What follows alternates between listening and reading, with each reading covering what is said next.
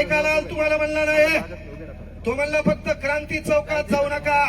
तुम्हाला मी म्हटलं होतं, तो जर म्हणला आंदोलनात जाऊ नका और उसका नाम बता, बाद में मेरी पावर दिखाता मैं क्या हो. आम्ही हातात बांगड्या घातल्या नाहीत.